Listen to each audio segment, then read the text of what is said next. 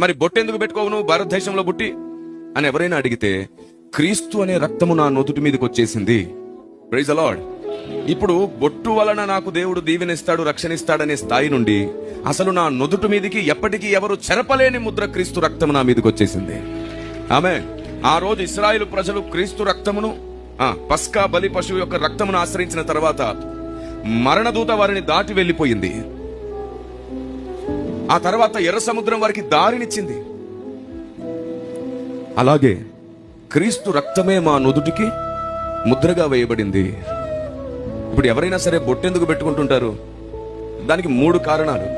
ఒకటి, కొందరు ఆనవాయితీ సాంప్రదాయంతో పెడతారు. రెండవది, కొందరు భక్తితో పెడతారు. దేవుని దగ్గర ఉన్న బొట్టు పెట్టుకుంటే నాకు మంచిది, ఏ దాడి నా మీద, ఏ చీకటి నా మీద దాడి చేయకుండా నేను సురక్షితంగా ఉంటాను, ఈ బొట్టు నన్ను కాపాడుతుంది అని రెండవ ఉద్దేశం.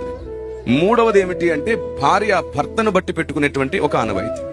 మీరు భారతదేశంలో చూస్తే ఇలాంటి ఆనవాయితీ ఉంది. అయితే క్రైస్తవుడు క్రీస్తు శిలువ రక్తమును తన నుదుటి మీద ధరించుకొని ఉన్నాడు కాబట్టి కాపుదల అదే, రక్షణ అదే. చివరికి సంఘానికి, మానవులకు భర్త కూడా ఆయనే. కాబట్టి ఆ రక్తము నుదుటి మీద ఉన్నందు చేత ఇక బొట్టు పెట్టిన తర్వాత కూడా తుడిచిపెట్టేసే విషయం అది కదా, తుడిచితే పోయేది అది. కాబట్టి ఎప్పటికీ ఎవరు తుడవలేని ముద్ర ఒకటి, క్రీస్తు రక్తం. ఆమేన్. కాబట్టి బొట్టు అక్కరలేదు, ఎందుకంటే దానికంటే పైగా ఉన్నాం. ఇది బొట్టు ఛాయ మాత్రమే, నిజస్వరూపం క్రీస్తు రక్తంలో నెరవేరిపోతుంది.